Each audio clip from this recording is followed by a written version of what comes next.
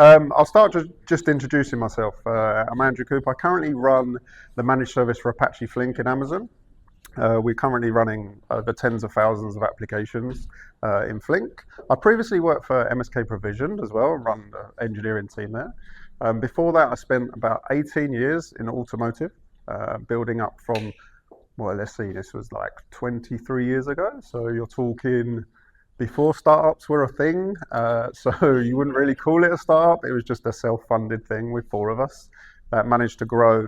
And I was very lucky to manage to travel the world, see all automotive industries, and then it grew into anything that really had an engine, and managed to bring all that data together. I was super stoked, right? I got to a point where we got nearly every brand in the entire world. Snap-on got involved. They acquired the company that I was working with, and I was doing big data, or so I thought, until I joined Amazon.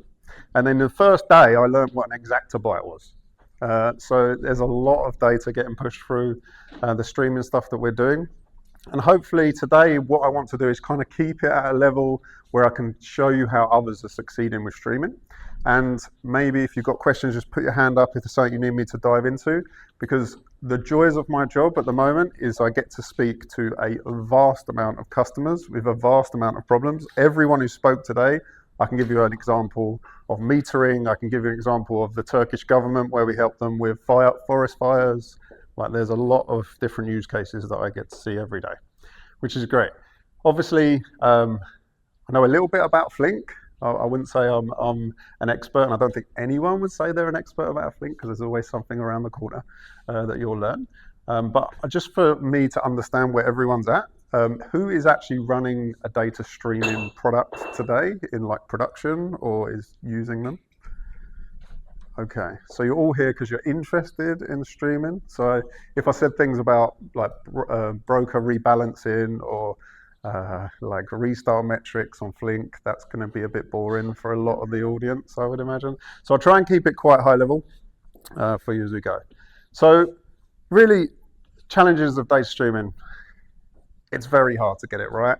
I would be honest, everyone's mindset, I was talking to a couple of people earlier, is always getting that mindset away from your traditional approach, which is very hard when you're speaking to someone who is actually been in the industry for more than 3 years, because they're used to batch, they're used to reporting, they're used to how everyone thinks in a more traditional sense.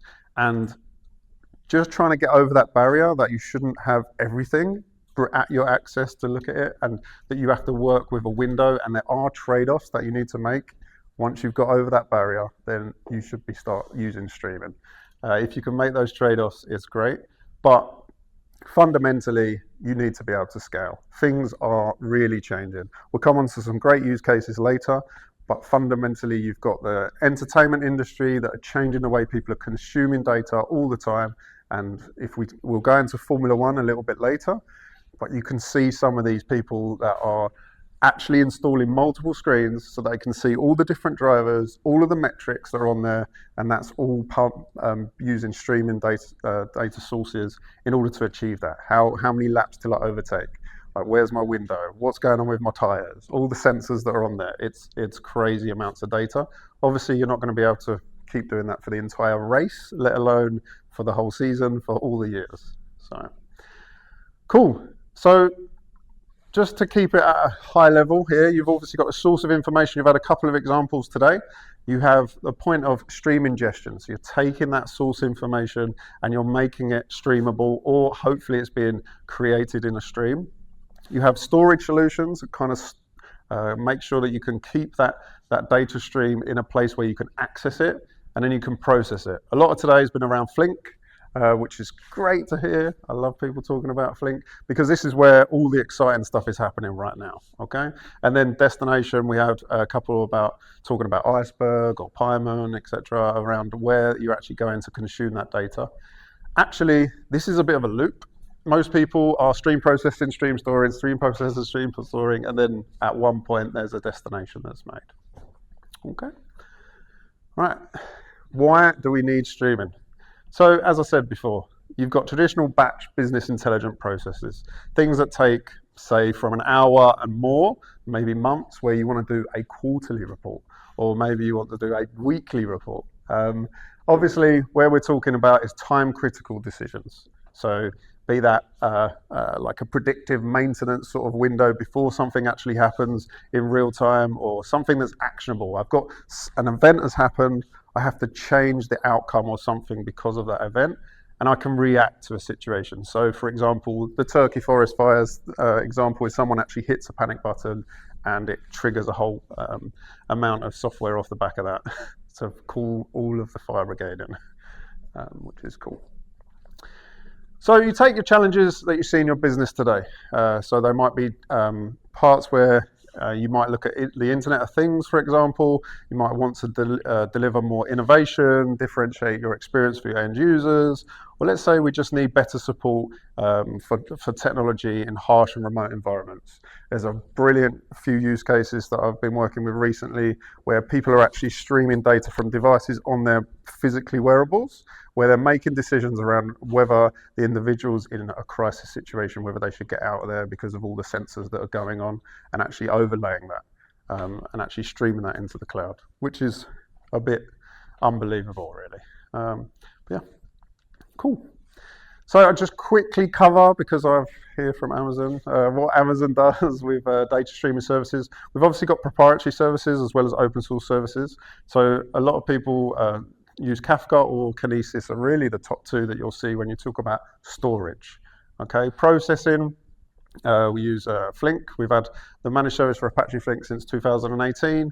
And then we've also got something called Firehose, where you would actually be able to take a very simple look on some data without really doing much processing and just move it from A to B. So yeah, I think really we see Flink as more your complex use cases, because you've got situations such as Firehose, you can just move something from A to B and make a small transformation if you need it. But cool. Right, I've got a few patterns for use cases that we have.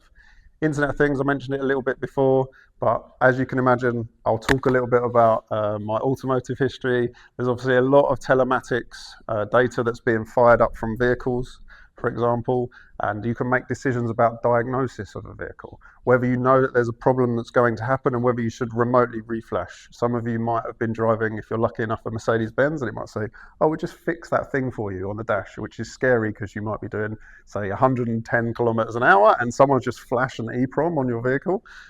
Trust me, it's fine. It's not something that's letting it drive. But that sort of connectivity in vehicles is everywhere.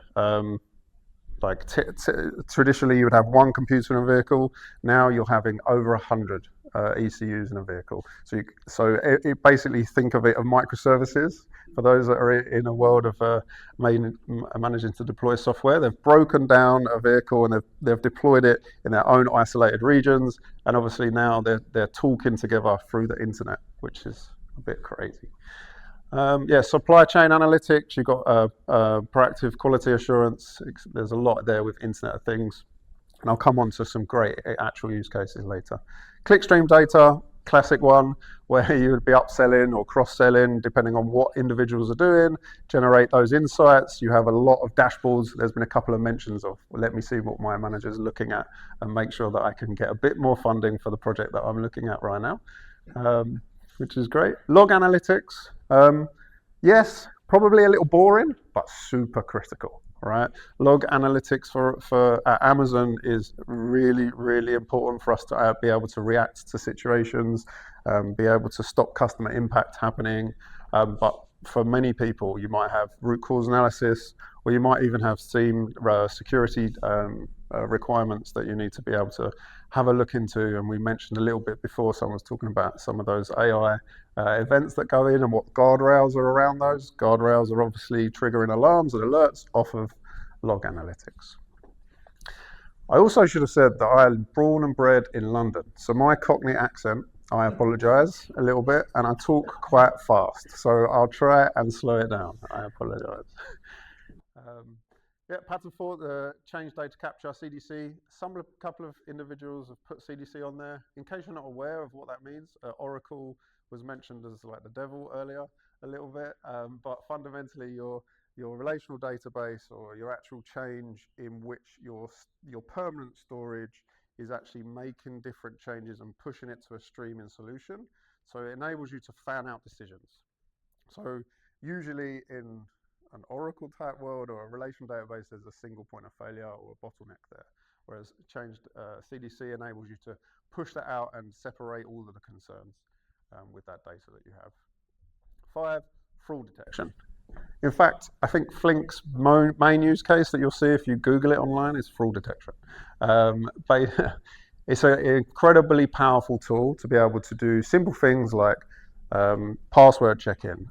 How many active streams have I got running in my video stream right now so that I can turn ones off? There's a lot of online use cases around this, and this is pretty much what every video streaming platform out there uses to make those decisions. They always use Flink in that for their. I'm a massive fan of Flink, so apologies.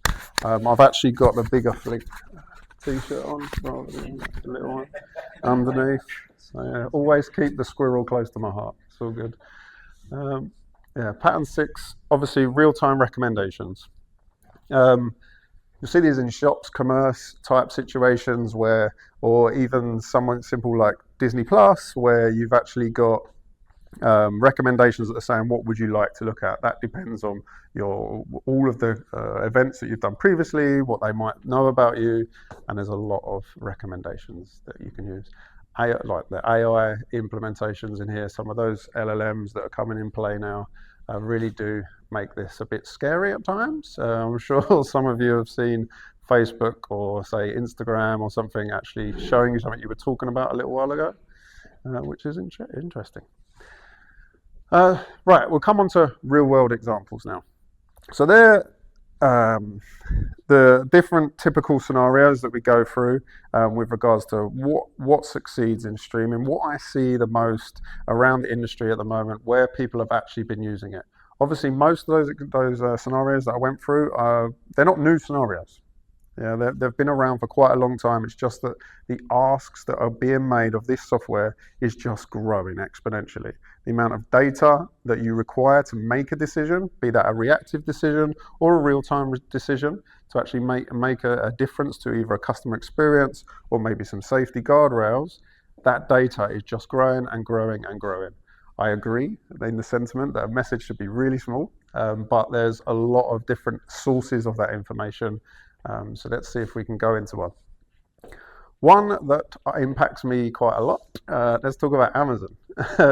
Amazon actually uses Flink and streaming, especially Kinesis data streams, a lot.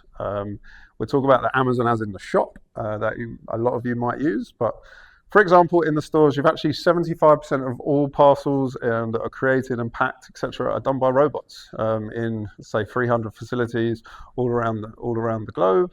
And they actually are making those decisions in a streaming data solution. Okay, they actually decide where they need to go, the best routes that they need to take, and where the actual items are and what's in stock. So you can see that on the website.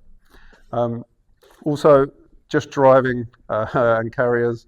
When a vehicle now comes in, you can imagine if anyone's actually visited an Amazon or driven past one, you see how big they are, the logistics centers, they are huge. Could you imagine if you had a check-in desk like that you just went up to? There were like a queue of about 300 drivers waiting for their docket where they would go. Actually, the drivers don't actually speak to anyone. They actually come in, the videos actually scan the vehicles, obviously they use ANPR, or some tags on the vehicles depending on what country you're in, and it tells them what bay to go to, how long they need to wait, when it's loaded. They don't actually get out of the vehicle and then they just go off, which, okay, there's a little bit of human interaction you might want, but never mind. And for those that are not aware, Amazon Go, a shop that's been around now for a little while, about a year, just 18 months, you actually just walk around the shop, pick up the vehicle, what you want, and walk out. Pretty scary, right? Yeah, pretty scary. You actually, if you're not aware, you take your card, you tap as you enter, you walk around. If there's a group of you, you can tap one card. You walk around the shop, everyone that's in your party picks up what they want, say that lunch or some beers for after work or whatever, and you just walk straight out of the store, and it charges you. Like scary, right? Like to be able to do that, there's a lot of sensors in there. Internet of Things is a big thing here. A lot of sensors, a lot of video streams that are going on to make sure that they're facial recognition, that what's going on, to make sure that it's actually the right person. You don't put a mask on and then someone else does it, and it keeps track of you as you go around the store. Yeah, so things are changing. This actual technology is being used in other places other than Amazon Go now. In fact, just in Excel Center, there's a shop that's using it today. Cool. There's a lot of use cases for me to get through, so I'll just concentrate one on John Deere. One thing that I learned in the automotive industry is the more expensive the vehicle got, the more cool it is for technology. So when you get to things like JCB or John Deere, etc., I'm not sure if you're aware, but just when it comes to the fact of harvesting season, you used to have hundreds of people that would harvest the field. Now a whole farm has got less than 10 people on it. Because if you've got like a combine harvester walking along, driving around a field, and you've actually got the receptacle comes up to actually take all of the combine goods, say like corn, for example, there's no drivers in those vehicles. They actually come and work out together. It works out how fast it's supposed to be combining, when it should release it into the vehicle, and so that it can leave. And it's incredible technology that's going on.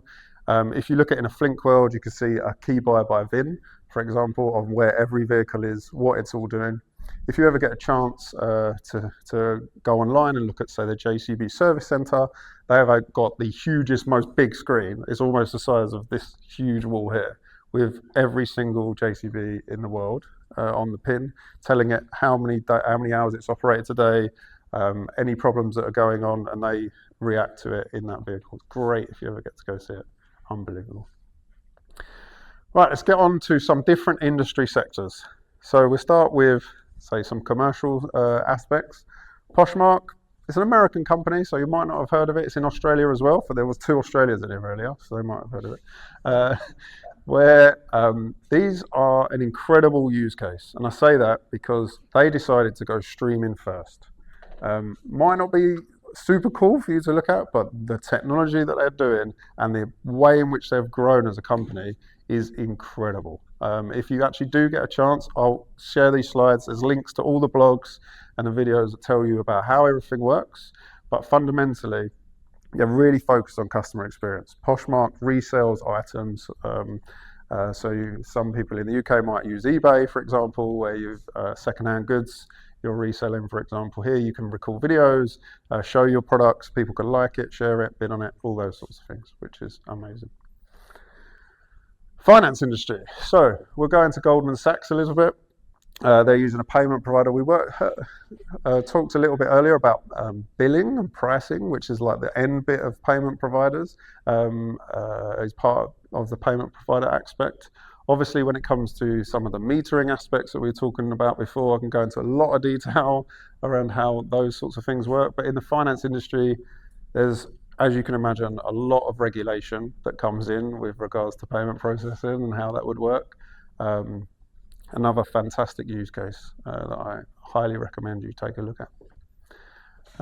Vanguard, another financial services. I'll skip over that. We'll come to Lease Plan. Lease Plan is an interesting way because they have a monthly infrastructure budget. They enable better tactical and strategic decision making by using their telematics system.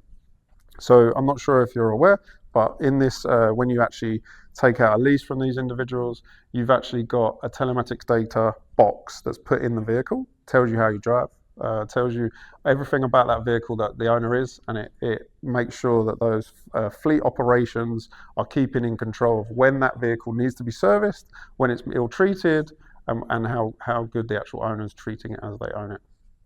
A great use case as well. NerdWallet. I'm not sure if anyone's used NerdWallet, but they are obviously doing a great thing in finance services, where you basically have an app on your individual, much like the other financial services that you use. Does anyone here use Curve or Monzo or any of these new sort of banking groups? If you're looking into the new sort of digital age of groups of banking, these are really switching up the way in which customers see the finance industry, rather than going to your local high street, etc. I am a huge sports fan. NHL a brilliant way, and we'll come on to the way in which customers are consuming this entertainment data. So NHL is a fantastic example of when you're actually watching the actual game, you'll see a thing called a face-off probability. And the actual, so you'll get a probability of winning a face-off, which is when a puck is dropped into the center of a circle and there's two individuals that try to get it. If you follow football, it's the same as a drop ball type situation. We'll actually give you a live probability on the screen of what that looks like. And imagine if a player's coming in to the puck, the face-off, and then changes out and a new player comes in, the data that's required just to work out the probability of who's going to win that face-off is actually live on the screen as people are watching NHL, which is incredible. There was under their Edge IQ that they have, recently they got a new statistic, which is ice tilt, which is basically, for those that understand Flink, a sliding window of the amount of possession that you've had of the puck in the last 5 minutes. So it kind of shows who's got dominant advantage in the current game. So the difference here is how these sorts of entertainment changes are really changing the way a consumer sees. I mentioned before, Formula One is incredible amount of data. And people, I think it was actually Alex I was talking to earlier, said he went to Formula One and he couldn't believe it because his battery went down on his phone because he was looking at his phone more than he was looking at the race. Because he wanted to know all of the data about how much, how far behind each racer was, whether they were in striking distance of an overtake, when that excitement was going to happen, right? Like when people are making decisions not to physically go to a race, instead to actually watch the physical thing on a screen because of the data that's around it, we're really starting to change the way consumers consume this data, rather than your standard, say Bundesliga is another great example. Right, where you've got shot statistics, whether likeliness of scoring from a free kick, how hard a ball is hit. These things are just adding value to the consumer experience that we're having. These are fantastic use cases that I actually go into schools to talk about because they can relate to them, right? So I would really, if you need to sell this internally, everyone can relate to sports and the entertainment industry. So if it's a good idea to be able to say, look, Imagine if you could do this to our actual end user. Imagine if we were changing the way in which they make a decision about what product they bought, what service they took, how they use that. It's a very easy way for people to understand. I walks in as I use it.